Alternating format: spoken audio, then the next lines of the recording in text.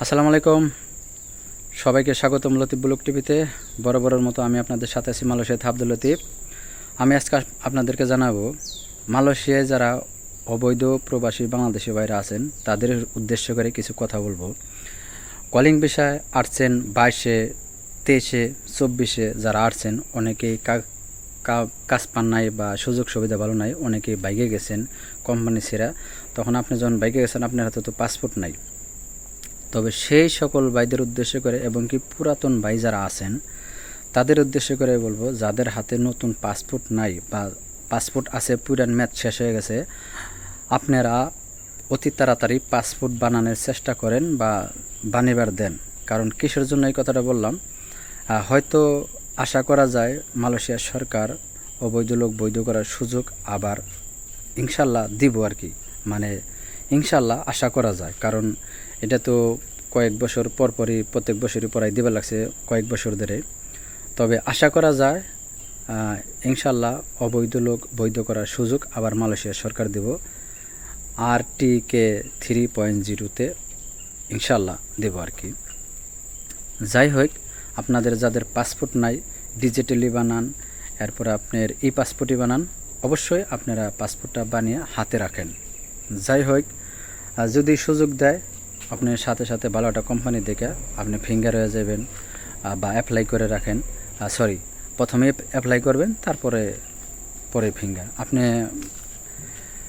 এরপরে হলো আপনারা হয়তো কোশ্চেন করতে পারেন বলে, ভাই অলরেডি কি কতদিন পরে এই সুযোগটা দিতে পারে।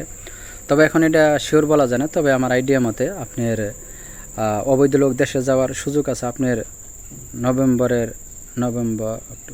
ডিসেম্বরের 31 তারিখ পর্যন্ত, ডিসেম্বরের 31 তারিখ পর্যন্ত অবৈধ লোক দেশে যাওয়ার লাস্ট ডেট। এরপরে হয়তো আশা করা যায় 2025-এ যায় সুযোগ দিতে পারে বা তার আগেও দিতে পারে, হয়তো দেখা গেছে আপনার 2-3 মাস পরেও সুযোগটা দিতে পারে। যাই হোক, আপনারা অতি তাড়াতাড়ি পাসপোর্ট বানিয়ে রাখবেন যাদের হাতে পাসপোর্ট নাই।